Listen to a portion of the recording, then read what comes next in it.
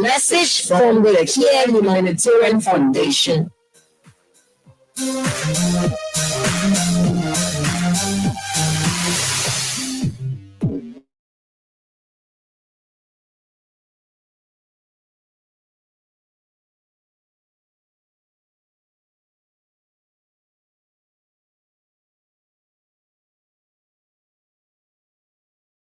In the yard, dirt on the streets, dirt everywhere. Clean them all, says Christopher Kear. Dispose them safely, says Kear Humanitarian Foundation. For cleanliness is next to godliness, and dirtiness is next to godlessness. A mountain of dirt is a mountain of death. Stay safe and healthy. Liberia is the only country we have. Keep Liberia clean and beautiful. A message from the Kear Humanitarian Foundation.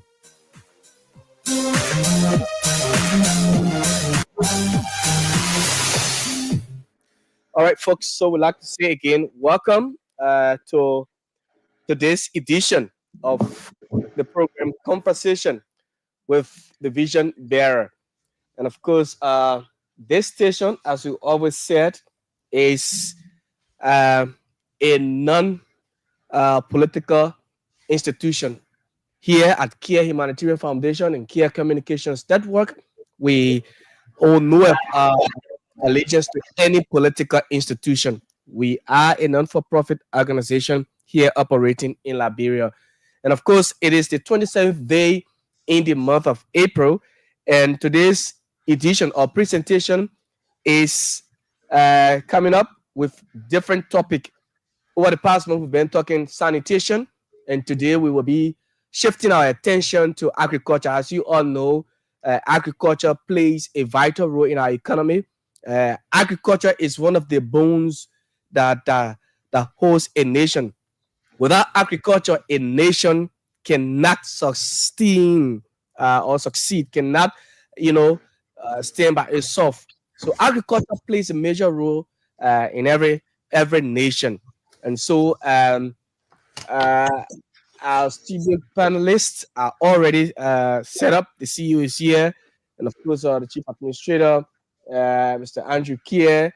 And today's edition in Liberia, we have a guest as well. He will be coming on very shortly. We will bring him on so that he too can have, his say, can share with us the knowledge he has in agriculture.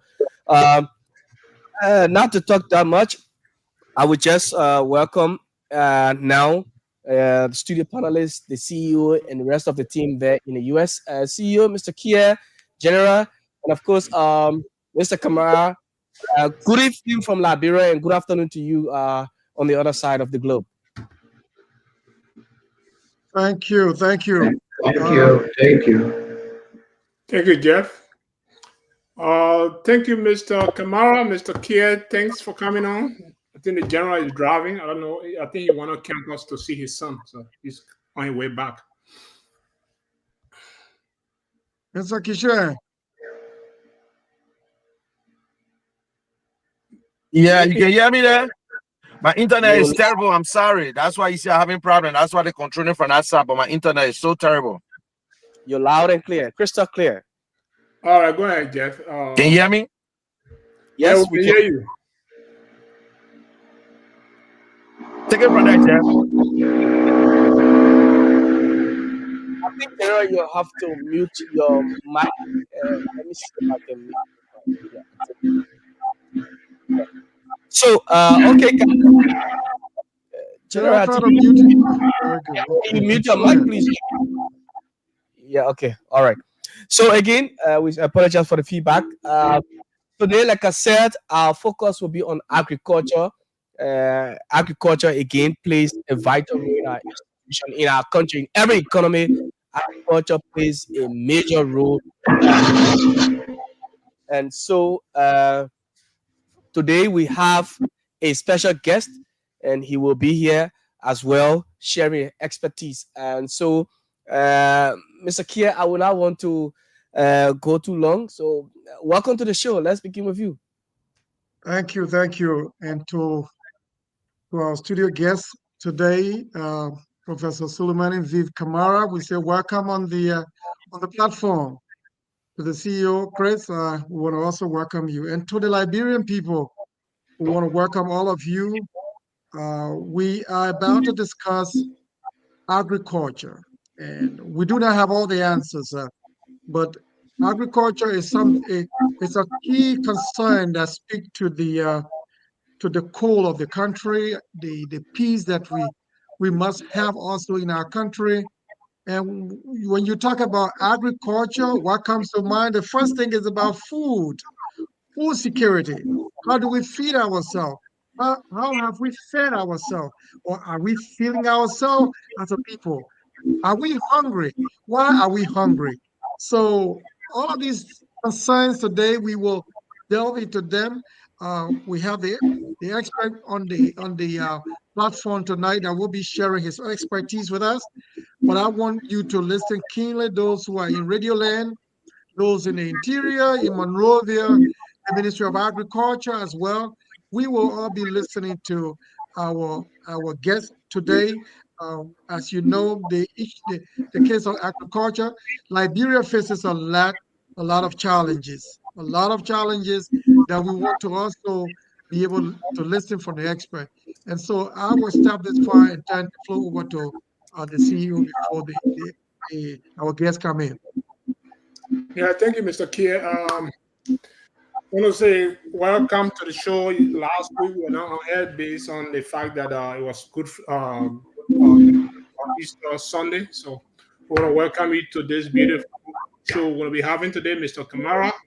I know it's the second time on the show. Welcome again. And we are actually about to have the show, and we are Liberians to come on and be a part to see how agriculture can play an important role in their lives. So thank you, and you can take it from there, Mr. Kamal, for your introduction. Good afternoon, maybe good evening to some other area.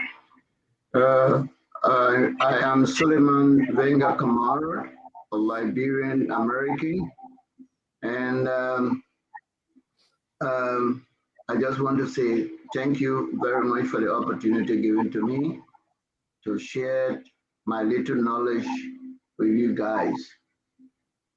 However, from time to time, we'll be taking specific topic under agriculture because it's as Mr. Kear Andrew said, agriculture is a very big economic booms for Africa as well as Liberia.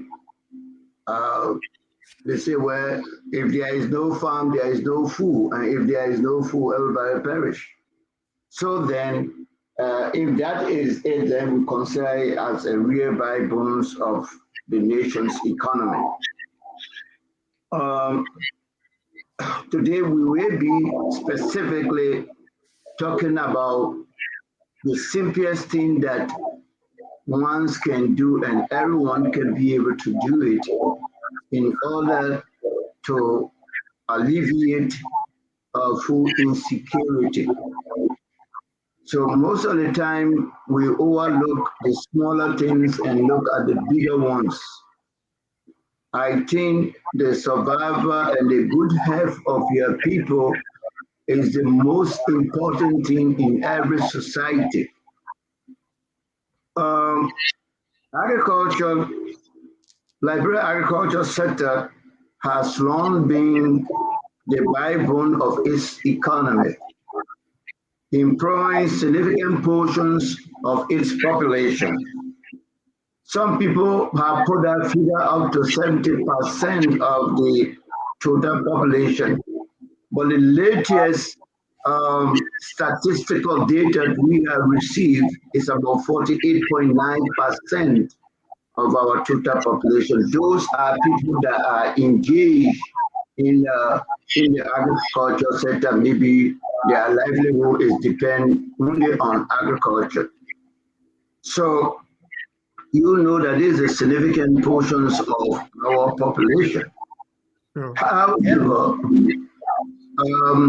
history have clearly indicated that And despite all the beautiful weather, the soil, the river, the creek, all the production factor that can make the country self-sufficient in its food productions and processing, we have everything. We have it abundant. However, because of generation tradition, that most of the time when we are in power, we pay less attention to those key things. And All right. because Mr. Kamara, let me just hold you right there. Please, I don't want you to finish all the ingredients in the food before we get to it. I want to actually welcome the other studio guests. Let them introduce themselves. Then we go and we can right back to you so we can finish it. We don't know who in studio. So And also, I think there's some low interference. I mean, there's some low interference. Background? Yeah, I think it's in the background. It's coming from Mr. Kamara. Yeah. Oh, so when he's not talking, or when he's talking, it's coming up, or it's coming up like that. Oh, Because these are major things that we want to listen to quietly. Yeah. So please don't finish all the ingredients with me. My ears are open. You know, my is completely seized. I don't know. Oh, Yeah, so so- let's hear our other studio guests to just introduce themselves, and then we'll go into our presentation for them. Studio B, go ahead and introduce yourself. Yeah, Kelvin, you want to begin? Well, yeah, go ahead. You on? yeah. Well, I'm not new to the studio. I'm Kelvin Pajibo. Currently, the water sanitation and hygiene acting director for Kear FONDATION area. Okay. And just small little thing left over the other day. I will just squeeze in quickly when we start. Then I can be able to leave you guys. Okay. Now, who's your partner by you there? So can you go ahead, please? Yeah, introduce yourself, brother. Okay, good evening to everyone. Good evening. I'm Tola D.S. Someone. I hail from Sando County. Okay. Yeah, your area specialty. You want to tell her who is someone? Okay, Yeah. I Tola D.S. Someone. A Bachelor of Science degree in General Agriculture for the University of Liberia 2016-17 December graduation. I have been in the NGO sector in research and data collections. Okay. I work with the World Bank project. I work as a performance management expert, where I did some performance project with the Ministry of Foreign Affairs, the Supreme Court, and that of the Ministry for Presidential Affairs. 2018, we were assessing the CDC government on performance issues. And I also work with Kear as a data pricing and research specialist. And I also serve as county assistant on cooperative issues from the CDA, former county. All right. Thank you so much for coming in studio. Jefferson, we want to get we want to have any updates from Liberia, from the streets. Yeah, it's been a while, and so let me just update the audience, those of you again who have not had the time to maybe take a tour or maybe take a ride on the Bourgeois Island. There's a massive progress now. You know what? Good things are done. You see them. I will say again when it comes to roads, the government now you can drive on a paved road from Freeport to say rest or not rest up or what have Star Motel. It's a one way the link coming from Douala to Freeport. Yes, you can drive, but now we're using it as two lane. You know the road, the stretch of the road is wide, but you can use it now as a two lane. So at least you can drive safely from Freeport to Star Motel. The challenge is from Star Motel now to Logan Town Cinema. That's the major challenge. But government is working on that as well. And the sanitation issue again, Akupapo, there's a huge garbage. I mean, this mountain of dirt is still there in Douala. Mayu, sometimes last month we were on the government back. This station, Kear Radio, was on the government's back, especially the Monrovia City Corporation. We did photos and they post on that, and thankfully they were able to go there and collect the garbage. But then the mountain of debt is, I mean, is compiling again, and so we're calling on the government to go and do that. On other issues, yes, LEC in Liberia, for the past time since the new managing director took over, there has been this stability in LEC. People from all walks, they are also hailing. If you check on Facebook, they are hailing the new management for a job, and that is, I mean, kudos to him. Yes, I too, I can testify to that. Yes, LEC has been stable since. Mr. Kear, you laughing? Since he took over. So I mean, that's it so far. As we go along, we will talk about other issues, and also to this before I close, the impasse at the legislature. The Supreme Court has ruled and there's mandated. In fact, the Supreme Court has recognized Fonati Kofa, Councillor J. Fonati Kofa, as the legitimate Speaker of the Republic of Liberia. On the other hand, Richard Nangbe Kun of District 11 still is challenging. He said he still remains the Speaker. In fact, he has taken an appeal to the court for real argument, and that's the latest on the ground. The President of the Republic, His Excellency Joseph Boakai, welcomes the ruling, but he said that whoever, whichever body that will be able to have quorum, he will work with that body. That's the latest from Liberia so far. Thank you. Thank you. So again, we'll continue with our presentation. I see Brother Sion, right? Yeah, Simon. But Brother Simon is also in studio.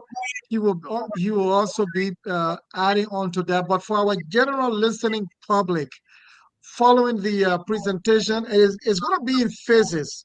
It's going to be in phases. This is going to be a longer program on agriculture that will be running. Professor Kamara will be doing series of presentation. So following this, I know definitely we have people calling in with key questions to answer. It will be Mr. Kamara answering. Sam will also be answering. All of us will be asking our questions. So we want to, again, turn back to Mr. Kamara to continue with the presentation. Thank you. As I was giving just appeal today about the agricultural sector. I said that these have been a backbone of Liberia economy, improving significant portions of our populations. Mr. Statistic, who have been taking the agricultural statistic, I hope you can update us better. According to latest statistic from the FAO, we have about 48.9% of the useful population or the general populations of the agriculture sector. Over the year, people have just been giving out the figure 70% assumptions. But these have been a real statistic that have been tabulated or calculated. I'm very mindful for my first day that I have to use the word that everyone can understand. So yeah, I'm very mindful of that.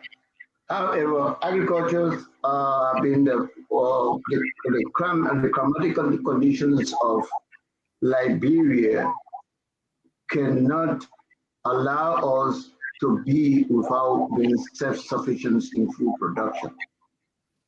We have good soil type. We have the water body that support our irrigation system, which you cannot even find better one. We have very good seasonal climatical conditions. And all the basic factors that you need that can help you to produce, we have it. But why then we have not been self-sufficient in food productions. Some people who have made effort in the past became victimized by society politics. And those went as a waste.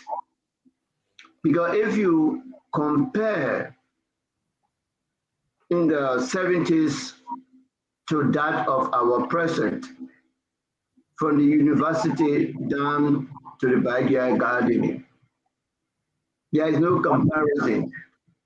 70s were far, far better off than now, which is regrettable because we thought that these days it will all be scientific, hydroponic, and other sophisticated agro or technology or innovation we should be using now. We are backward. My brother, who just came on the studio, that he just graduated from university. University right now, when you are compared with that of 70s and 80s, is so frustrating. We just learn theory, no practical. Liberia, we used to go for practical from the second year up to the end. And during our practical, the government pay us. We don't know what is mean by back pay during those days. We complete our training today before we go for vacation. They pay us right there on the fee. That was Liberia.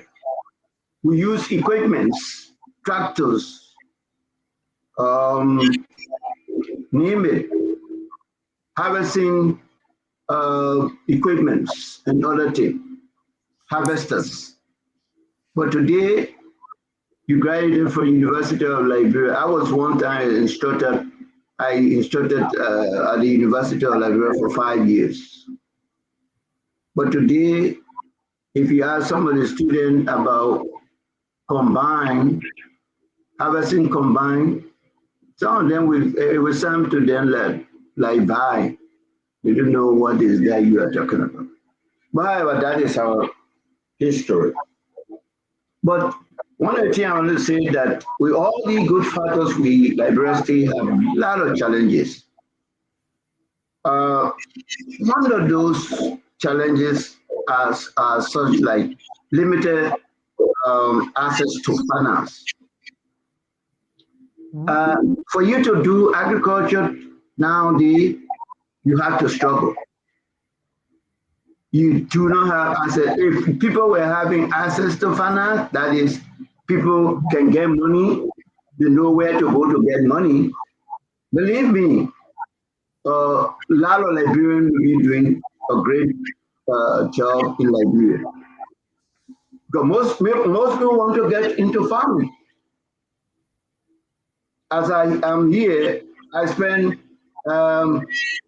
I'm actually like throwing that money just to have people working. I spend about 1,500 every month to sponsor farms that I'm not really getting things because it's for them. Whatsoever I do, those that are working there, they have it.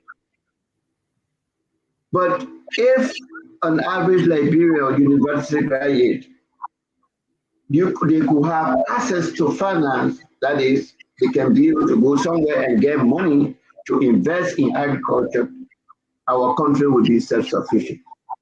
True. We will be able to export the surpluses from our various activities. Before, in the 80s, we have agricultural bank. Even though Liberia, everything tied down with bureaucracy, but hey, farmer could go there and get money and get loan. At that time, you see a lot of farms. We Liberia were exporting in the 70s. Oil palm, the Cape Mount oil palm, they call it West African oil palm. Most generation, people are 30 or 40 years now, 30 years, they don't even know about it. They call a place called Wange Call on the main road going to in Cape Mount going to Saudi border. In the 70s, they were exporting oil. We had Sangay Farm in Bon County. We were exporting chicken eggs. All right, so Mr. Kamara, let me ask you a question, right? So what do you think we can do as a nation to get to the independence of agricultural productivity and wealth? Mr. Kear, I will talk on this a little bit, but mind me, I'm just trying to set up the platform for the agriculture and talk about my urban farming today. I want to start from the bottom top. However, there are a lot to do. Okay. The first and foremost is to have access to land, which is not a difficult thing, but yet it's challenging. What was that? Access to land. Farmland. Okay. It's very simple. Like the Kear, if the Kear go to River G, they think they can get land. But yeah, that's why you think. But when you really go there for something, they say you can't sell it out top. Right. So it's not really as simple as you think simple. If that was the case, then I have a cocoa farm in River G. But it's not that simple. Now, also the most important is the government will. The government's will. Serious. I remember when Samuel Doe he actually cautioned Liberians to go back to the soil. I was small at that time, and I still remember vividly. And I don't know what's the effect of it at that time. You were living at that time, when he actually challenged Liberians to return to the soil to be, productive in the agricultural activities. But I don't know how far that went. Doe was determined. No, I mean he actually challenged Liberians to return to the soil. But yeah, he demonstrated that himself. Right.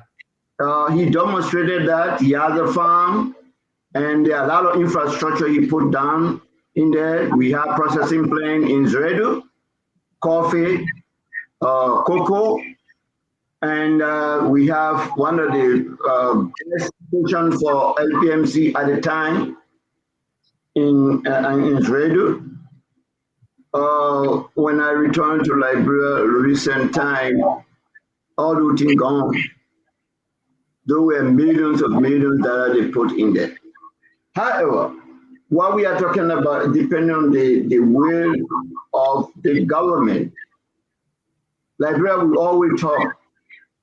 The only person I know that we have a plan for agriculture, and if he had lived longer than 1 or 2% in my lifetime that I know, we don't Aaron Talbot.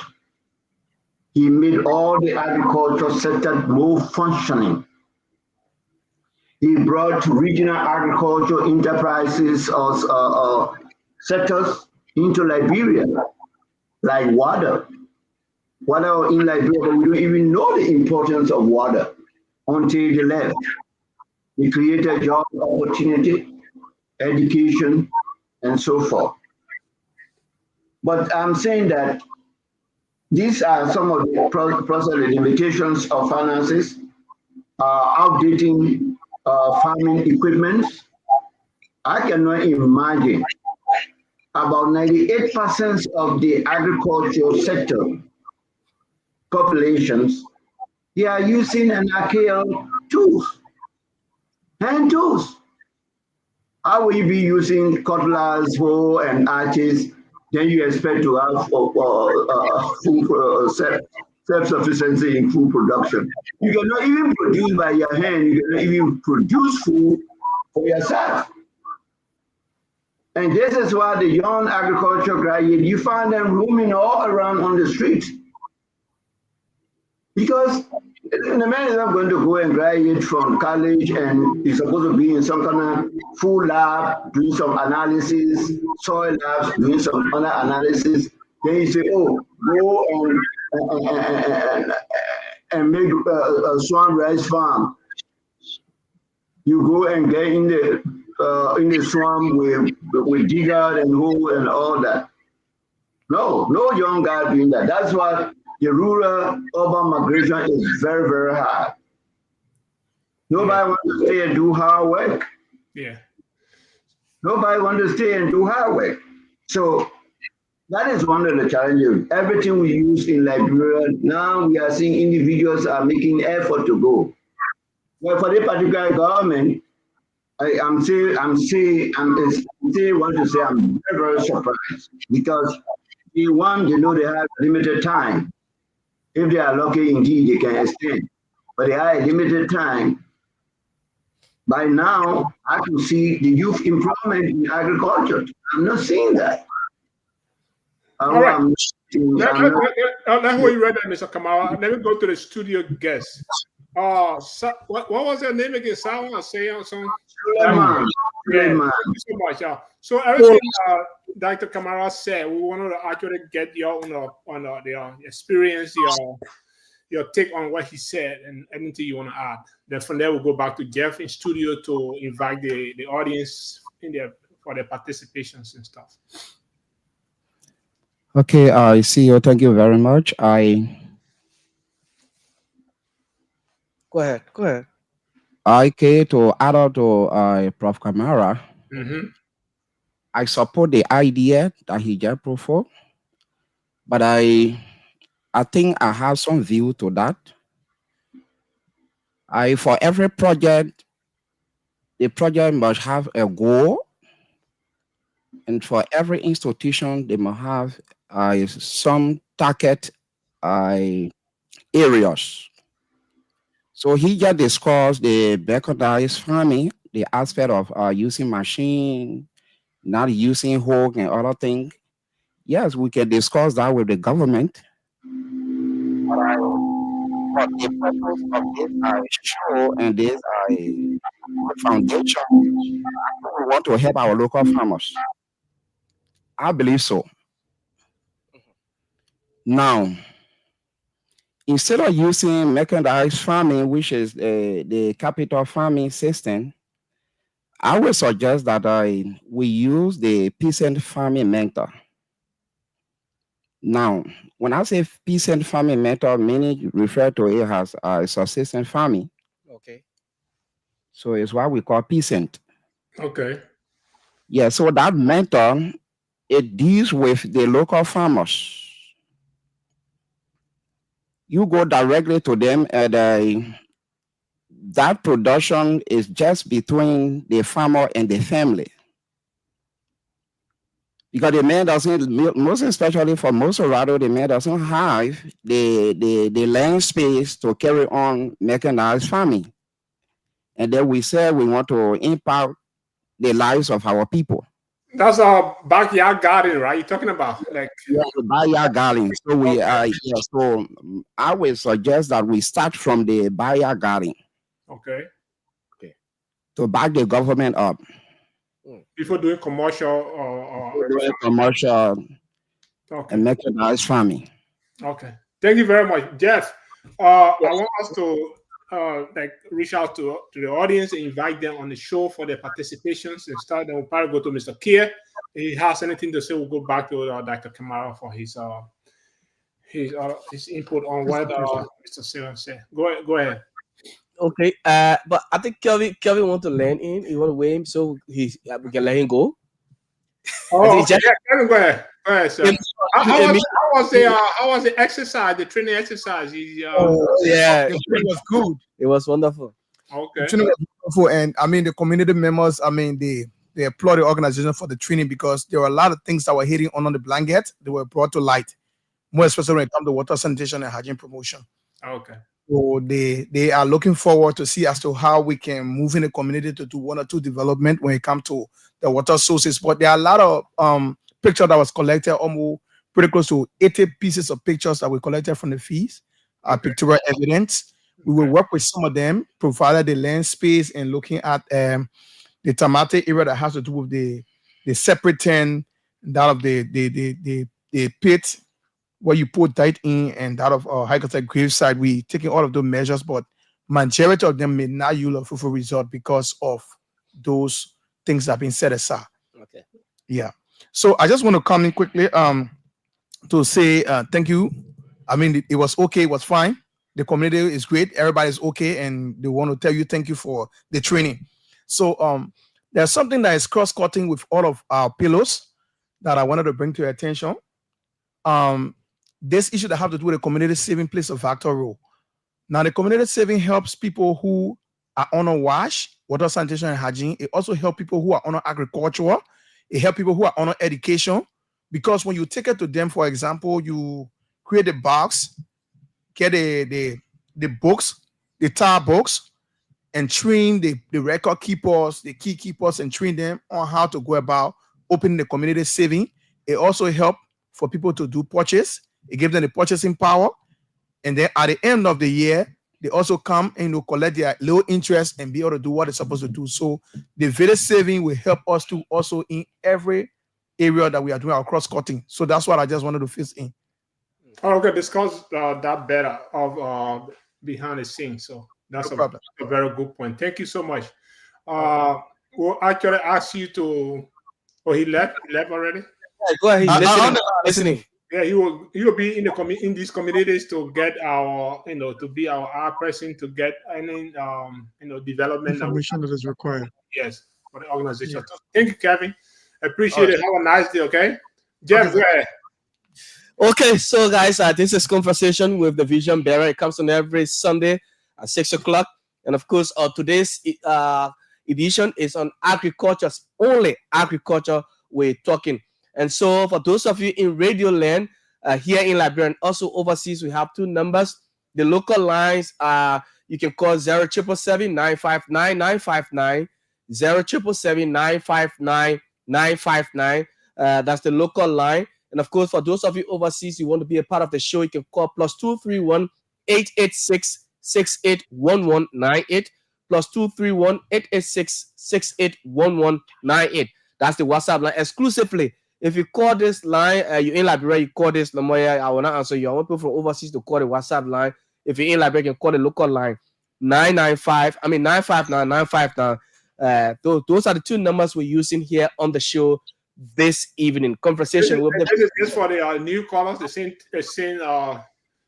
thing from sanitation, right? Okay, so should we have new callers? We still have the set of callers. New callers with some incentives or compensation, but anybody who wants to call, they can call. But Okay. So yes. So anybody who wants to call, you can call. But we need new callers, and of course, make your record. If you call, you can recommend somebody to call, and then the person should say, "This person recommended me to call." But don't do any other guy. And so he came because I got all the records here.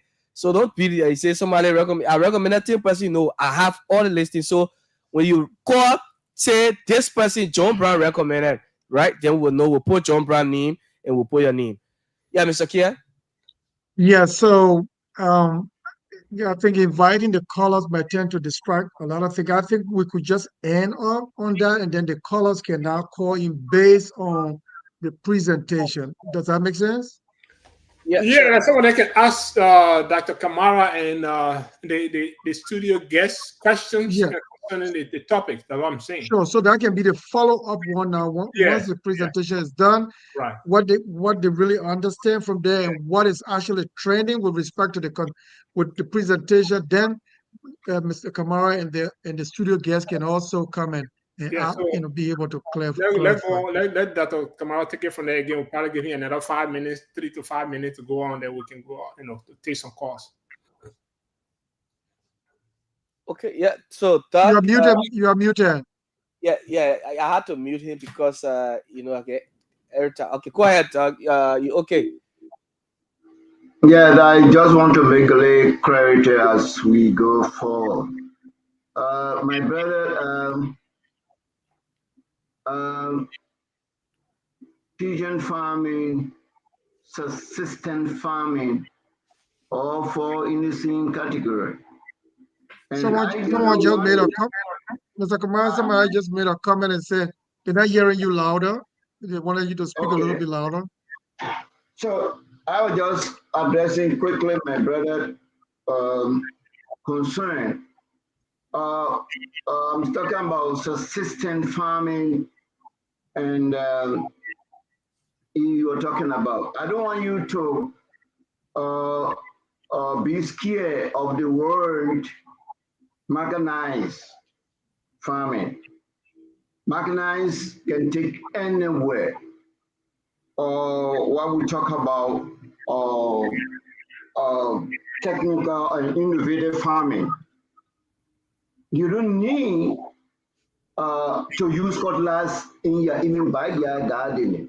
Right now, I'm running a backyard garden here, where you could call it urban, you could call it vegan large farming and all that.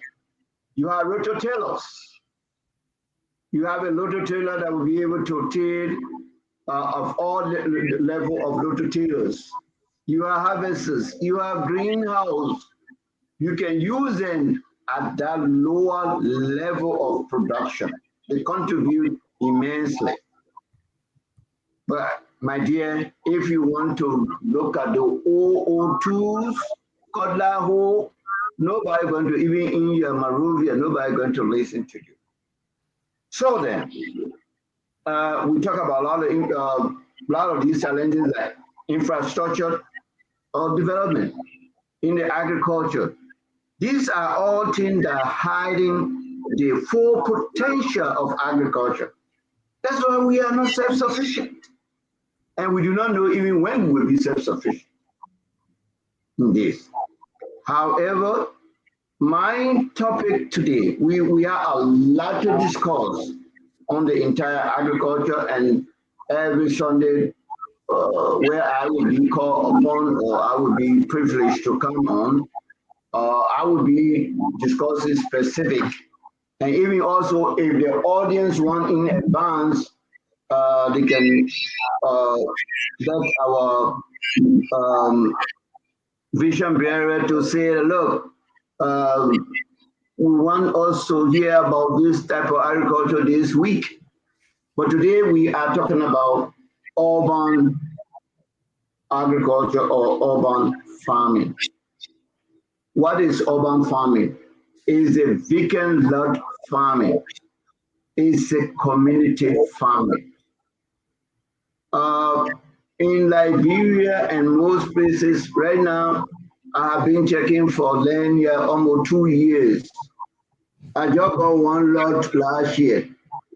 Yesterday, somebody called me that they want us to go somewhere today to get another one lot. I have 250 farmers are now standing by. They want to do farming.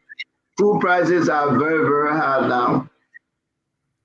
They are not talking about the bigger guy who have 200-300 acres of farm. We are talking about our immediate. Because if something wants to bust up, it will start right here in our cities. If the people are hungry here, they will start right here. So why not us solve the community or urban or vegan large farming? What is community and what is urban farming? Urban farming is a practice of agriculture using a smaller land area but with maximum production, thereby catering to the household and also sell the surplus. Sure. I have one Liberian lady took part of our urban. I don't want to use urban. Let me use community gardening now, because urban, I don't want the other people, audience to be there. Community gardening, backyard gardening. Okay, yeah, that's the word I want, backyard gardening. Sometimes it can be in the backyard, so I don't like to say backyard. Community farming. My human colleague from Bond County, she was here for the first time. She was a big farmer in Bond County. She came here and she had been threatening to leave if there is no way to do farming here. She will go back to Liberia to do her farming. All the better facilities she having here. Her daughter is a medical practitioner. With all that, said she will go. So when she heard about our program, and she begged, she didn't even beg the daughter king and begged himself, could you please include my mother? And we included this woman. The president, my Yuma, if somebody listening from Bon Country, I'm sorry, I don't know the time. She's now on vacation in Liberia. Or lay plot, she had 4 bears under the plot. They were eating the produce from there, and she got 2,000 United States dollars from that plot. 2. Wow. Bear, 4 by 57 feet. She got 2,000 United States dollars. For you now have Liberian dollar here. So if somebody could do that in Liberia, you are almost like alleviate that person from poverty. So this is how important the urban farming is. And they eat as well, and they eat what they want to eat. Okay. So if you, a man, you man calling, you are listening to this is Mr. Suleiman Kamara, tell the people what you are experiencing here. That can be done in Liberia, in your community farm. And it can be done anywhere. It can be done on the same beach. Right. So people in Popo Beach, they will say, well, how can we do that? So saying here, that is part of agriculture, it's not farming. That is the scientific part. That's the innovation we can get to the same beach and grow food. So, but the downside to that is the urban farming is the landscape or the land, the availability of land, the land area, right? Because like a lot of people don't have even a backyard, so some people will be already cannot take that. Yeah. And before Mr. Kamara come in, Right. Mr. Kamara, even before you, besides the issue of the land, what just listening to you and the experience myself I've had in Liberia, I think there's also lack of limited access to imports, and that could be like maybe the quality of seed or the fertilizer or the essential inputs that are required. So if they don't know that, people will not definitely see the value of such community farming, your backyard farming, those things are supposed to be done. But it would take the agriculturist, it would take the Ministry of Agriculture, it would take experts like Sion in the field, who's in the studio with Mr. Kamara to guide government on the importance of community farming. That everyone will live in a certain anything breaks on down. Instead of interior will be depending on for food will be coming from maybe Kema or maybe from Tata before we eat. You can grow your own food right behind your backyard, and you can have even access and be able to supply it on the market. So I think the issue of lack of access to imports, and that includes the land also, it's also very, very important. I just wanted to add on to what you were saying, Mr. Kamara. Thank you. Go to studio, take some calls. You want to say Thank you, Mr. Kear, for that observation. Let me tell you, that's what we sometimes call a vacant lot farming. If you go to Monrovia, particularly that is our own city, there are a lot of vacant lots. And they even fine people for not taking care of those lands. But like anywhere in the society, the poor man is always vulnerable. How can he get that land? That should be the initiative of government, right? That including even certain mayor. Mm-hmm. Right now, most of the time, the city mayor invite me here to talk to me. What can we do? The next thing I told them, I said, well, only here we don't have too much flat roofs. I will start growing vegetable on the flat roof. Because it is a critical issue. But that issue can be solved by our city mayor, by Ministry of Agriculture, Extension Department. Yeah. Research and Extension Department. I worked there for 7 years as assistant minister. And we did it during the war. We competed with Greater Liberia in food production. We did the same with backyard gardening. United Nations supported us. You could see Island 90, you could see most of the swamp in Monrovia. We cultivated them in rice, in vegetable. And you migrate from what you get from that little plot of land, when you are really making money, you move on to a larger farm. And backyard gardening also have its commercial aspect. What we do here now is not only eating. We go to farmers market every Wednesday. We take our produce there.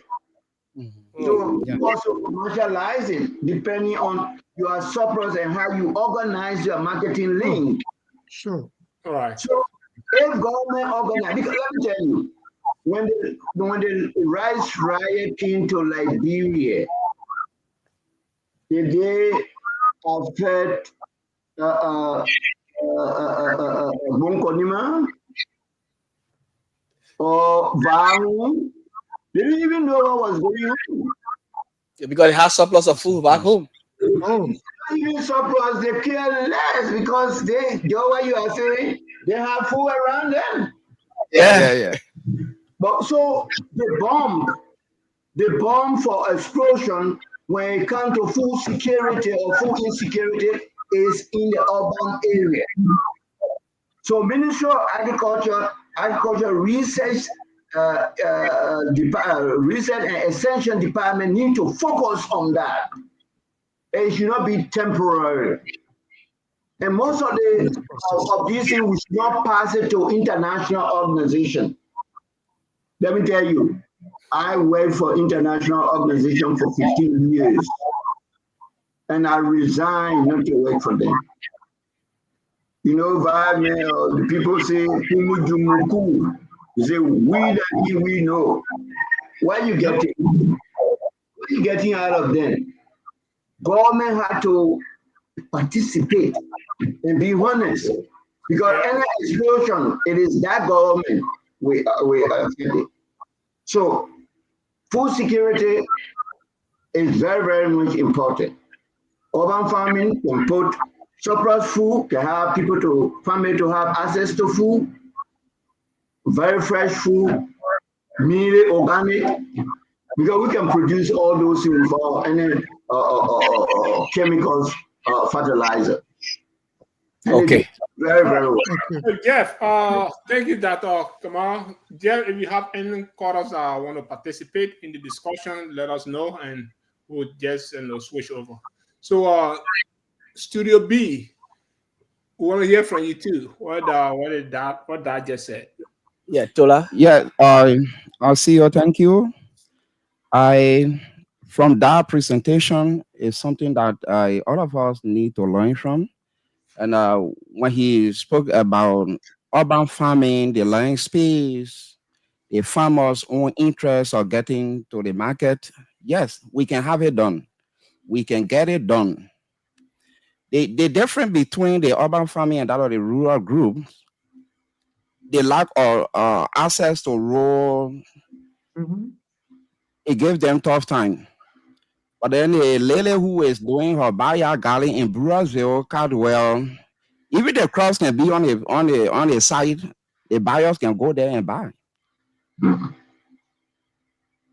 Upon getting this invitation, I did a research just yesterday in Brazil, and I met this okra farmer who've been doing okra business for the past 11 years on a 2 lot of land.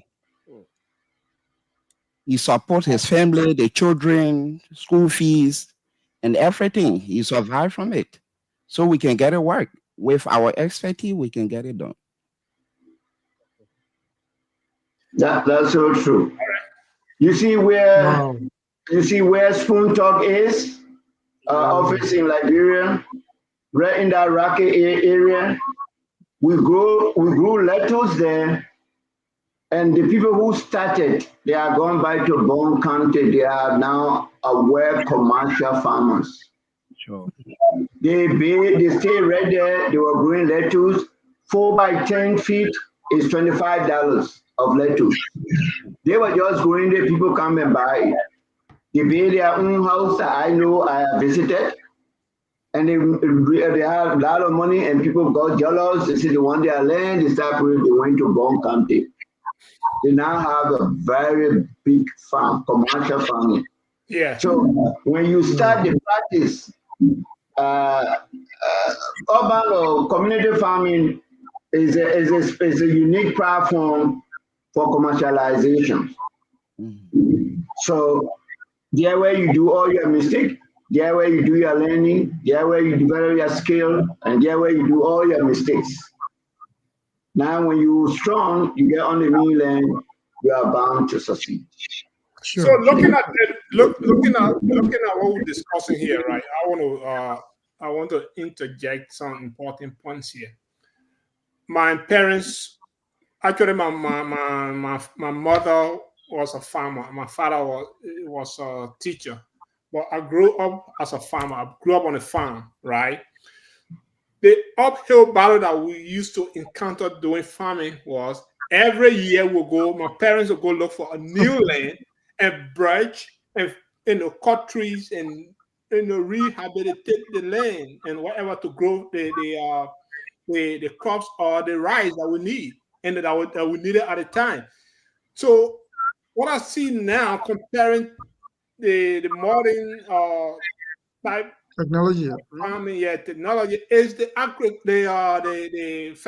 fertilizer, the importance of fertilizer in farming.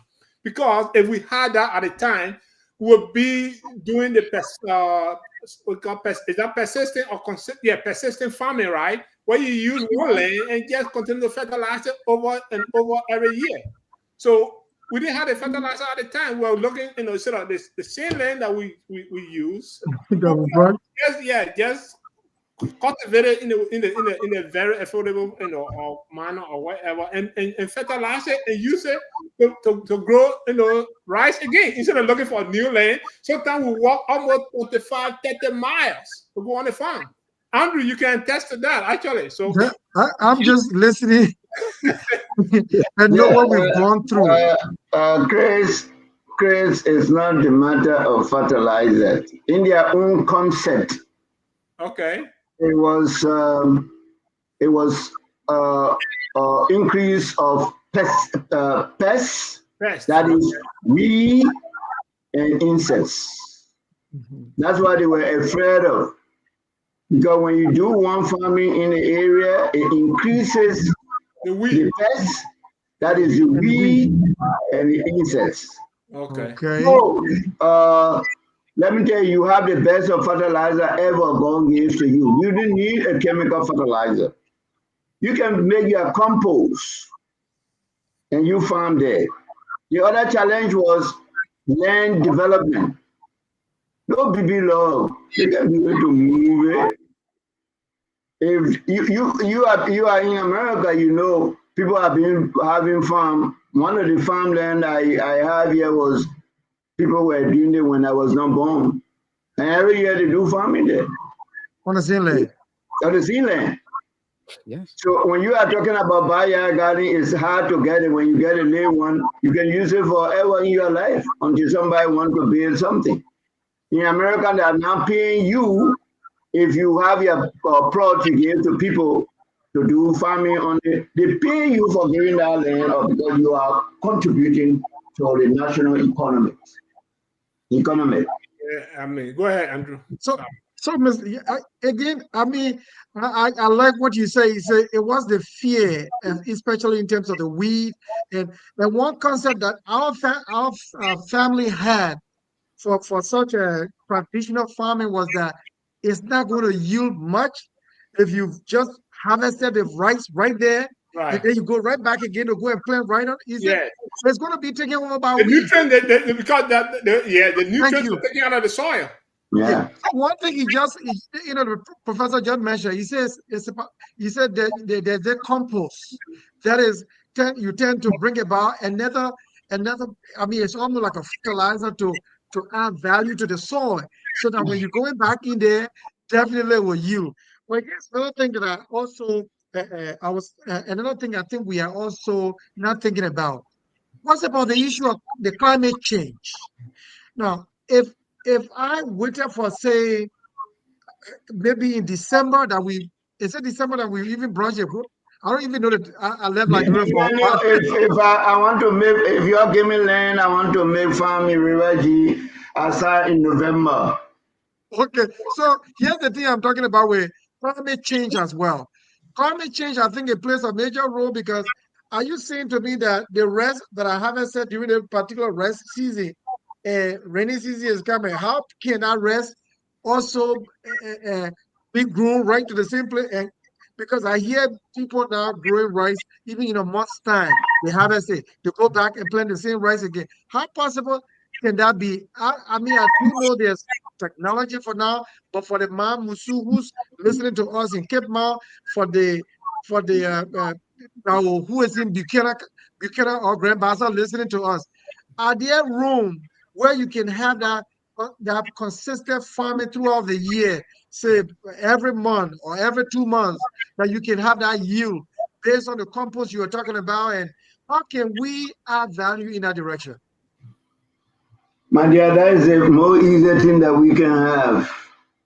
Wow. We have certain challenges on the innovation that I talk about. The most important thing for our people is land clearing. All the big rice producers, that's what they're crying for. Government should help them. Believe me, within 2 years, we can be self-sufficient in our staple food production. Wow. Even with the people, with the present infrastructure in the country. The problem is that they do not have access to capital, money. That's the thing. Because when they get money, they procure all the necessary agricultural equipment that will be able to produce a larger. You know, one of the guys, Armstrong. See what Armstrong is doing. Yeah, the challenges he's faced with. Yeah, his challenge is land clearing. He says, Swimmer, if just the people can clear 2,000 land for me, I can produce that in cycle of every 90 days. It is true. And you can use that seed rice straw to create more organic matter in the soil, which the soil real fertility depends on. Yeah. You can work on the soil. You can work on the soil, incorporate all the residues. I'm sorry, all the remaining things from that tree that you are growing, from all the grass that you incorporate in the soil and give us a time lapse. That's what we call black fallow. That is the resting period. That and break down and turn to fertilizer. I think our people are taking a lot from this. The lines, if the lines are open, there might be people to have more questions. Yeah, Tola wants to come in. Yes, I thank you, Bossman Kamara, my own prof. You stated something that has to do with capital issue, finance. In 2016, my dad made a farm where he never had any support, and he generated $1,000 from a 3-bucket farm, rice farm. 2017, 2018, when we started doing some work and other things, giving him helping hands, he was able to purchase a power saw. It means at the time you are working alone without money, he earned $1,000. When we get him money, he increased from 1,000 to a 1,000 to $2,000 power saw. So you see what money can do in agriculture? Investment. Investment. And then the second thing CEO discussed is the issue of our parents living from one farmland to the other. Yes, Prof said it. It has to do with this past issue. For example, if you make a forest farm this year to a particular area, you will not experience anything called groundhog. Yeah.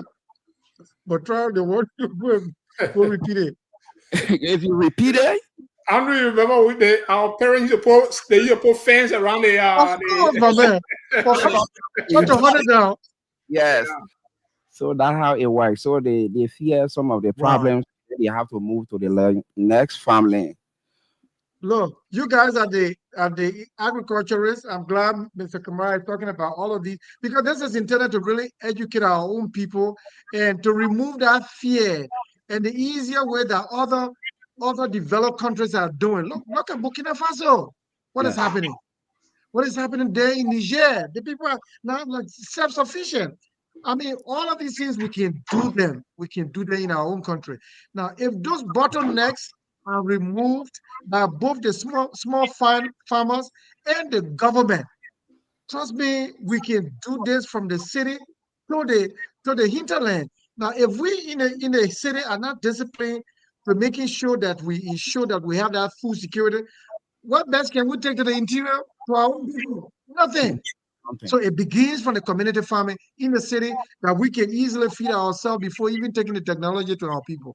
I mean, I just thought to say that before our people start calling in. Yeah, I actually think is based on the government. Everything falls right back on the government. That's lack of prioritization, bro. Yeah. And I learned, I think they brought in some yellow machines. I don't know how many yellow machines they brought. If they are taking those and diverted them to agricultural sector, that what the stuff was talking about, we would have the equipment to do these agricultural jobs and stuff like that. That we have to do to improve our sufficiency and the sustainability of importing food. You know, machine, Suleiman, oh man, agriculture going to prove. I said no. If they tell you they're bringing green machine, then we are going to agriculture. You see, most of the tractors are green. They are not yellow. They are green. So yellow for probably what? Probably what? For the land. So I said, well, agriculture say don't have priority because they are not bringing green machine. You know, I tend to believe that. I remember before the war came, you know, there was some green machines that tractors that came and went to Lofa from Libya. You remember? Green, yeah, green and blue. Green and Thank blue. you. So when they say they were bringing yellow, I said, well, the row have the edge. The row have the edge, the variety. Agriculture have not yet have the variety. Wow. All right. So if you're listening to Vision Bearer here on Kear Radio, FM 95.9, for those of you in Radio Land. And today, we want to talk to farmers. Those of you who are listening, you are farmers, you have your backyards, you're not making use of them. Though you're in the city or you somewhere around the city, it's time that you make use of them. Mayo Liberia has a very rich soil. And someone will have a one lot of land, and then they put a 3-bedroom house. At the back of the house, there's a big land space. The potato greens you eat every day, they come from the rural parts. If you just plant the potato greens in the backyard, you will not have to wait for Saturday to go in the market or Sunday morning to go to the market to buy those greens. You can just go right at the back there, and then you harvest there, and you have your potato greens soup prepared. Maybe you want to go, you could even plant peppers or whatever green. Yeah, you plant it right around there. You know, right in the yard, everywhere you put, it will germinate. You will germinate. I mean, it will just fertilize. You don't need fertilizers. I mean, that much fertilizers in Liberia to say I want it before, especially when it comes to it's a tropical area, the arches, you can just with Oh, the yeah. arches, The greens, and compost. it will germinate. It will come up fresh. But in Liberia, I will wait for the people to come from Bapolu, to come from Lofa before we get the greens and what have you. Well, the conversation with the Vision Bearer is on. For those of you here to participate, 0777959 959 0777959 959 0777 959 959 plus 231 886 681198. The numbers are on now. If you're there, you are a farmer, you have your land, or you have questions. It's not just about you to cooperate. There are questions we want you to ask so that our studio guest Tola here and Dr. Kamara can also answer. If you have questions, you can ask them and they will answer your questions. You have concerns, maybe you want to make a comment as well, you could also call. It's not just for you to call and say, okay, I was part of the show, they go Sunday. They will say, yeah, okay, they may be part of the show, or this lady are part of the show, and they say you money. No. It's about what we can do as Liberians. How can we get into this? You could be a banker, and the topic will interest you. You live from this topic, you live from today's conversation, and start to grow your own fruit right in your backyard. Maybe you have your yard, you have fence, there's a little swamp there. You could use that swamp land, to do something. The lines are already on. Let me see if I can go to this one and get this person on right here. This person, good evening. Good evening, how are you? Good evening, please walk away from your monitor. Yeah, thank you. My name is Ndu. I call you from that country now. You say your name is? John Davis from Brooklyn. John Davis from Brooklyn. Go ahead, John. For me, I'm interested in agriculture, farming issue, but I do not have the means. Why do you think we who are interested in the farming can able to get help? Where or when? How do you think that there is a better? You say you live in Broadview?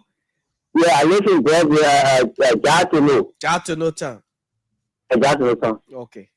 All right. Is this your first time on the show, John? Okay. Is this your first time on the show? No, I called before. I called three for Natal now. Okay. All right. Thank you so much, John. Okay. All right. 077 077 This person. Good evening. Yeah. Yes, sir. Good evening. Good evening. Your name is where you call from? Yeah, my name is Paul McGill, calling from Peru. Paul McGill. Yeah. Paul, let's hear you. Yeah, my man. Thank you for the topic, man. You know what is something we the Liberian today? During those days, there were many farmers in the interior. But those that are making farm in the interior, they left when they come in the city yet. So, yeah, this is why a negative is difficult. That they were doing what they're not able to do it before, they're not able to do it now. And they said this. So, they just making people lazy. Because they were property, they don't want to make use of all of those things, my man. That's why they get it worse. So, if you get make your garden, it will help you. It will help you, but nobody will work. There is no commercial girl work. You get a backyard, play your property and the other thing, people will have you make money right there. Mm-hmm. You eat so. Okay, John. Thank you. That's your first time calling? He went up. Good evening. Hello. Yes. Good evening. You know where you call from? Yeah, I'm Eric Boema calling from Matari. Eric Boema from Matari. Yeah. Eric, is this the first time on the show? Yeah, good. This is my first time on the show. I want to ask a question. Go ahead. Yeah, I want to know if we over to play cabbage and watermelon, you not get chemical to put on the way and apply on it locally like a cow fresh. Cabbage, watermelon. If you don't have chemical, why can you apply on it to make it fresh? Okay. Yeah, locally. Okay, so the guests are listening. They will answer your question. Let me get this person. Good evening. Good evening. Yes, your name and where you call from? This is Maurice Kroma. I call from the West. Maurice Kroma. Yes. From where? From the county District. Oh, Doan District. But what means are you listening to us from Doan District? Yeah, I came on the radio. Okay, thank you so much. And how's the signal there? The signal is clear. Thank you so much. Go ahead, Maurice. Okay, I had a concern. I was more interested in the program that we want to make. Okay. A concern had to do with all the aspects of the soil, because I want to do that. One example, we do our cassava farming. We get a cassava, that's good way of taking it to the market. To the market, so like we buy it within the rightly, and we see them. There's not I need a farm 5 acres of land. I planted the rest. I went get a museum on the dry kind of keep it cold, get water, that's one different. So these are things like we're undergoing. Like in there, so I was in our family. All right, thank you. Jeff, Andrew's backstage. I don't know where he can let him. Let me bring him on. Okay, thank you so much, Buema. Is this the first time on the show, Buema? That is my first time. Maurice Kroma. Okay. All right, Maurice, thank you so much. Let me get this person again. Okay, he left. 0777959 0777959 plus 231-886-681198. This person, good evening. Good evening. I'm Marina Kajolu calling from Fendel. So your name is? Marina Kajolu calling from Fendel. Marina Kajolu from Fendel. Yes. Let's hear you, man. Yeah, I want to commend you people for the discussion and real agriculture at the University of Liberia. Okay. Where I see for discussing the biogarden, all of the area I've been living, because I don't have my own area internal yet. I've been doing my biogarden. So I'm Friday asking I need a help to explain. I want to plant all crops and food or other things that I need or very generally want to do. I need a help. Because personally, right now, I just planted cassava, potato bean, palava sauce, and I just have noticed they call weak that they say they coming for that place. How can I root all the things they carry? Spam or arrangement somewhere for somewhere and then I also need more power. And I will have to pay the so please I need a help. Okay, so the panelists are listening, and of course, 0777959 086681198. Today we're discussing agriculture, and so the farmers and those of you who are into the field of agriculture, you have the opportunity now to make your comments, ask questions, and also suggestions. What can we do as a country to boost our economy, specifically in agriculture? How can we revamp our agricultural sector? All right. So while we are with course, Dr. Kamara, Mr. Kear, CEO. Yeah. Yeah. No, I think there was a question that one of the callers posted on to the audience. Yeah. So let me address the question from Brother Davis, the first caller. Yeah. He said how to get involved. So Brother David, my advice to you to get involved in every process or even agricultural programs is you must have a land space that's your first requirement. You must have access to land space. 1, 2, you must be willing. But even if I give you a land space, if you are not willing, then it's just a 0. Right. Even when we recruit you, or any project recruiting, if you are not willing, is still a zero. Okay. Okay. So you must be willing. And All right. There was another question. Eric, Eric. to do with cabbage and something. Yeah, cabbage and watermelon. Yeah. How can they coexist and grow? Kamara can answer that one. Okay, so he's muted. Let me get Go ahead, Doc. Yeah, but the question was that if you grow watermelon and cabbage without applying fertilizer, will it come out good? Yeah. Yeah, there are two types of fertilizer. We have natural fertilizer and we have synthetic fertilizer. That means the chemical fertilizer. As I'm saying, the term rule for urban or community farming is no use of pesticide. You use natural or organic material. You have abundance of that. Even the food that you eat, the waste in your house, there is a way that you can process it to be fertilizer for your garden. And some of the material you have, you don't need to spend any much money. You can use those material.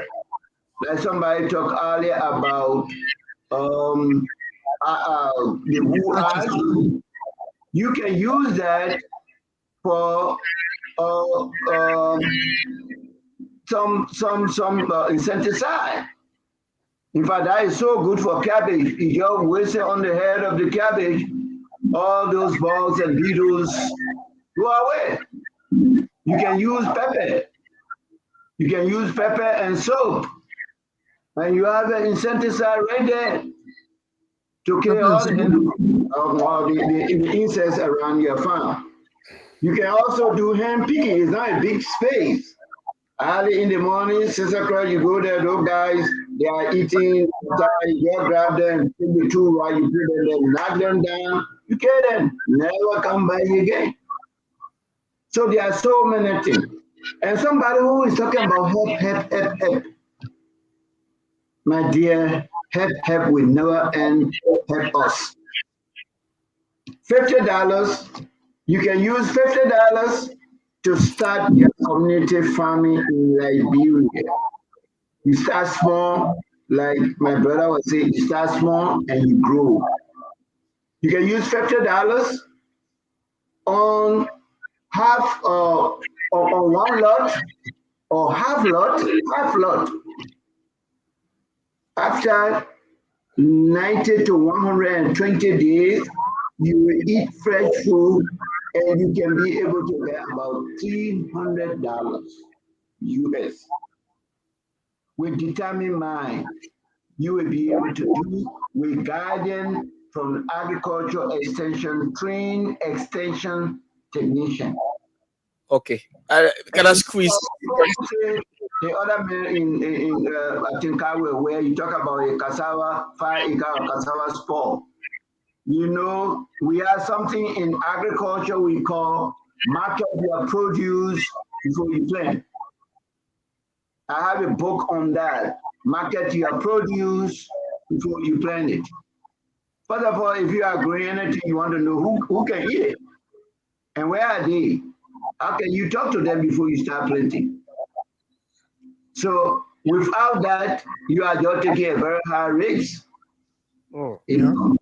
That's why we say need a lot of food in Liberia, but if you don't do it, to the market, you will eat your brain. Because when you bring a cassava, they have a trick. You bring a cassava, they say, okay, go bring it, you bring it. Then they know the cassava price gone down. Then they set up, they all of them run away and leave you. If you are coming from Kakata, they will say around 6 o'clock. Now, you know people in Monrovia, then they come. One bag, if they were saying $5, they say, oh, we can only give you $200. Then you see other people coming around, oh, we eat cassava today, we eat cassava today. They make you afraid. You throw that away by giving $100 or $200 to the people for your hard work. Because you didn't plan. You should go on to that market and call my water, my and say, I'm going to who will be able to buy my cassava? You will identify those people. So when you buy a cassava, you know who you're going to buy. They will never spoil. All right. All right, yes. Tola wants to come in. Yeah, our student Kesia wants to come in. Tola? Yes, okay. So to just add up to that, Camara,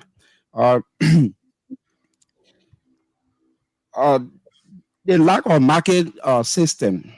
You know, research is important in agricultural production.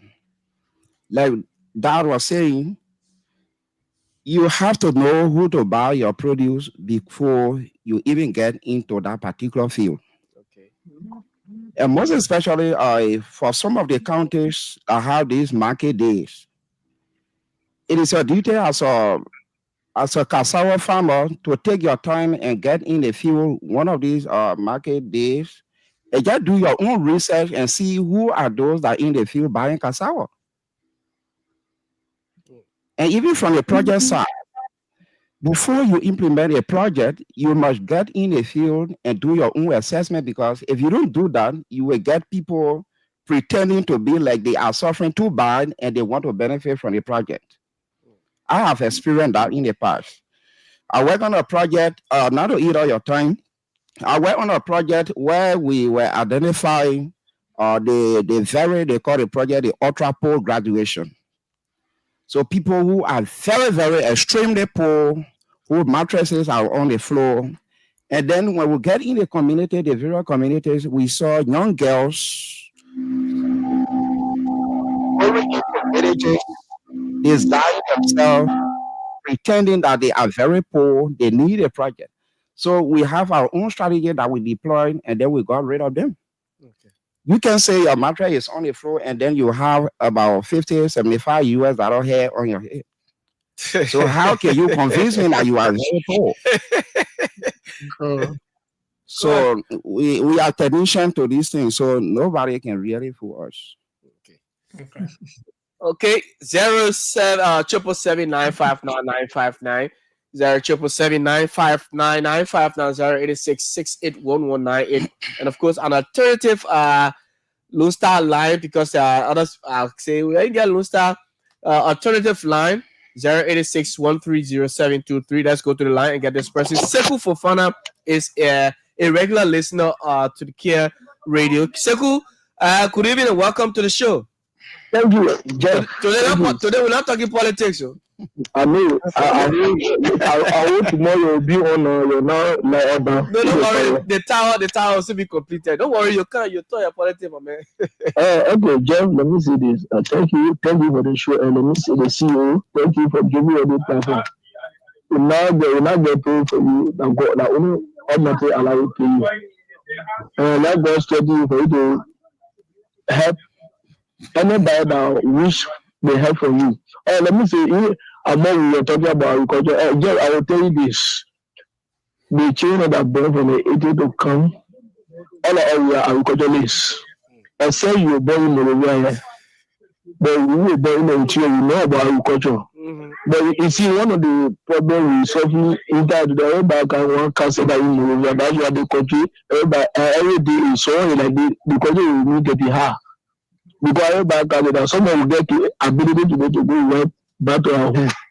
We get land and plenty, but no help. Consumption family, not family. I live like a life family. You bring it to market, you sell it, you get money. But the farmer will do understand you do it today, tomorrow you eat it. That is not agriculture. That is not farming. But we need empowerment. Someone will be empowered. We get Ali will get 1 or two kitchen there. We not waiting by grace of God. But Ali, we can go back, we go make farm. Time for harvesting, we can go do it again. But all that one that help. And I hope the CEO and the others guy on the platform, they will help us. Those that want help, because not everybody. Because some people will come to help me, I'll see you get the money they eat it. They not prepare. So you tell me that only agriculture can carry the control for. If I know agriculture, they will not go. We just do continue like this. That's why that one going politics. If you do agriculture, now you get your own money. You're not even talking about government. You say that you do your own thing. But everybody know agriculturally nothing that one they control is heavily politically charged. Everybody want to be politician. You go to school for politics, you now go to school for we buy push. Everybody want to be politician. No, the country is politically charged. Thank you so much, Sekou Fofana. We'll take a few more calls. Sekou he struck a lot of good points. Yeah, we'll take a few more calls. We'll take a few more calls, then we call it a day here. Good evening. Yes, sir. Your name and where you call from? I need Eric from Eric, how are you back? Yeah. My son going to do a casao. We only saw really big casao people. It's like sending or we want a new saw because I want to make out my 5 years. Which Eric, where you living? Where do you live again, sir? Matari. Okay. All right. Tola will answer the question. So, Alex, Eric. Alex, I hope you are following. Yeah. My friend calling. I can always follow you. Okay, thank you. So much. So just answer your question. Okay. The only place you can grow cassava, don't plant it in the water and in the swamp, please. Yeah, he left the line. Don't play any water and so. We have 9 minutes to go on the show here this evening and the afternoon from the US there. And of course, let me bring back Tola on. Yeah, so one person asked, I think Dr. Kamara also, I mean, he already answered that. There's this student at the University of Liberia, Marina. She says she's a student at the University of Liberia in Fendia, and where she's renting, I think they are giving her notice, but while she was there, she was also planting her cassava, so she was asking for help. But I think Dr.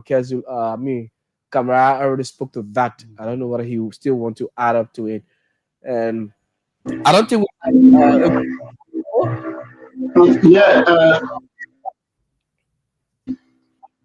John, go ahead. For the leader at the university, I think he should be able to be one of those on partner to help us. She should not be crying that. Because if you are making arrangement for farm, well, even if the backyard, it should be a concrete tenant because it is not something that you will root and take it away with you. So if they gave you 1 year, you should be able to grow crops within that range of 1 year. So that is number one. She has a first blame. She should not blame other people. Secondly, she has been doing that for long.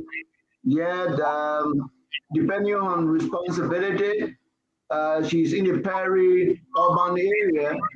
She should have made a negotiation for a better land that she can be able to make a living out. Because she has been making a lot of money in Fenda. Yeah, Fenda is where I used to have my market. On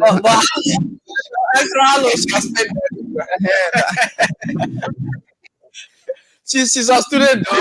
No. Listen, I was teaching at the university. I was living in Bento, and most of my students were vegetable farmers, right in Fenda, right on the main road. If you know that in the 80s, when you are moving to Fenda, to that area right on the road, you see a small booths, market stands. I was teaching at the same time. I was a farmer at the same time.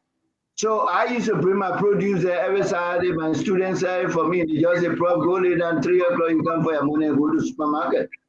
And that's what I used to do. I bring it around 6, 7, I give it to them, I go by, and 3 o'clock I take back my wife and myself. We start walking there. I'm now no farmer now. I'm now an agriculturalist. I just can collect my money and go to the supermarket. So she just need to plan properly. Okay? That's a very hot spot. Now they'll have a farm stand right on the road there and put vegetables there. They will buy it. I know that. There are a lot of people. Those who hear my voice know what I'm talking about. Okay. All right. CEO. Or Mr. Kear, you want Yeah. to We have 6 minutes. We have 6 minutes. Excuse me. Excuse wrapping me. up? We didn't address it. Okay, I think my colleague answered that, but about what type of soil is good for cassava. Well, we call it loamy, clay, sanded soil. That is, the soil should have small, or should have about 30% of sand, should have 30% of clay, and should have about 40% of organic matter. That is, you are playing that get ratting and all those things you should put into it. That type of soil is good. But the most important thing, cassava is a high consumer of nutrient and a very resilient crop. So besides what my colleague said, you can do it in the water in Liberia, but here we can do it in the hydroponic. Okay. So, but in Liberia, you don't do it in the water. So what you do it any other place as long as you can prepare the land where they will grow beside the water. Okay. Thank you. So we're wrapping up now. We got 4 minutes. All right. Anybody wants to go first? Andrew, Yeah. you do your closing. Probably Yeah, 1 let minute. me do my closing. 1 minute each. You got 4 minutes. Yeah. You can be You're done. right. Look, gentlemen, it's been a very great show today. I want to thank our panelists. I want to thank our studio guests, Professor Kamara. I want to also thank you. I think this topic is very, very close to my heart. There's so much that I want to learn.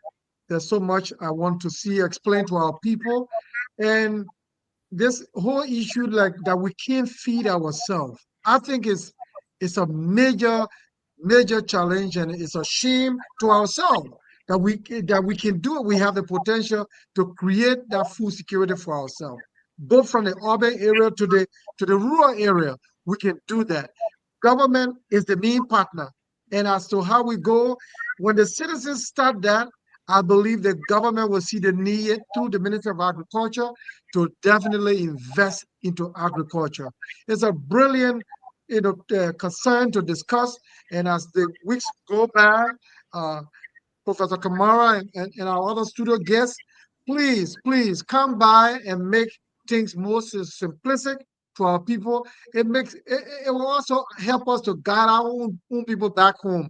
I think this is a major topic of concern that will tend to explain to our own Liberian people, those in the interior and those in the city, to see exactly how we can feed ourselves. Thank you so much. It's been a beautiful program. Thank you. Studio B, go ahead, do your closing, and we can go to the doctor or get probably our few words. Okay, I want to say thank you to the family here and the CEO, Professor Kamara, veteran Kai Andrew. Okay. It's Kear. Kear. Okay, Kear. Okay. Okay. Okay. Mr. Andrew Kear, I want to say thank you to all of you. We are prepared to work with the team here. We pray for another opportunity so that we can expand the conversation. Don't worry, we are expert. We have knowledge. We've been working with NGO and other partners, even government. I've been a trainer for cooperatives. I did cooperative training. I did FBO training, farmer-based organizations. So we have ideas on how to train our farmers and how to recruit them to avoid fraud. Yep. All right. Thank you, sir. Dr. Kamara, you want to say a few words to closing? Thank you to the studio guests, the panelists. Thank you very much. Thank you very much. Well, thank you for also giving me the opportunity to be able to vent out some of my concern that I sit here with, while we are not really rapidly moving toward the directions solving a simple problem in Liberia when it comes to agriculture. Simple problem. You can make Monrovia. Go to Ghana. No, go to Abidjan. Go to these cities. Most of their supermarkets are supplied from the community gardens. Anytime you go to Ghana, go to another community garden and ask them. They will tell you what supermarket they are supplying. But no, because your own is not really organized. People just do the job, sugarcoat all those things by the time you are, what I get there. No, we need to pass that stage. We need to be serious about this. We want to do urban farming or community garden. We should do it comprehensively. We should touch every part of it and make sure that the farmers succeed. Yeah. Transform their surplus into marketable products. Yes. So I want to tell you, thank you, and we will always be coming, and we want to also talk about a specific topic. Give us that topic 1 week ahead of time, and we give you. I have almost 30-some more years in agriculture experience, mostly in Liberia. I taught in schools. I implemented dozens of projects, ranging from 5,000 to $24 million project. I have it there. So I am from the grassroots to up. I have knowledge about it. I don't know it all, but I have knowledge about it. Thank you very much for the opportunity. Okay. Thank you. Thank you so much, Don. Appreciate it. Let me just add 1 or 2 words onto what Don said. So, folks, a nation that does not have the ability to feed itself will see itself at the precipice of starvation. So we need our government to take the initiative to prioritize agriculture so that we cannot afford to import food every time. Rice to Liberia, we have a very rich soil in that country, so we have to use it, to be self-sufficient, So let us continue to prioritize agriculture and see the need for self-sustainability when it comes to agricultural needs. So, Jeff, thank you so much for such a nice show that Kamara. Thank you, Mr. Kear. And also our audience guests, our studio guests. Thanks, Jeff. It's over to you. Okay, thank you so much. And of course, for those of you who've been following, it has been a wonderful time here on the show today. Conversation with the Vision Bearer. We'll be back again on Sunday with another edition. You can stay with us. Keep following Kear Radio on Facebook and YouTube, Kear Communications Network. And of course, my name has been Jefferson Perry. We do have yourselves a blessed day from Monrovia. Bye-bye. This is Amazing Kear Home Health Services. This is a home health agency. We send nurses and home health aides to patients' homes and take care of them, provide medical and non-medical services for them in their homes. So that's what we're doing. This is the office space where the high-end process is rendered. Also the assisting admin at Amazing Kear. I've been with this company since 2014 when we were making nothing.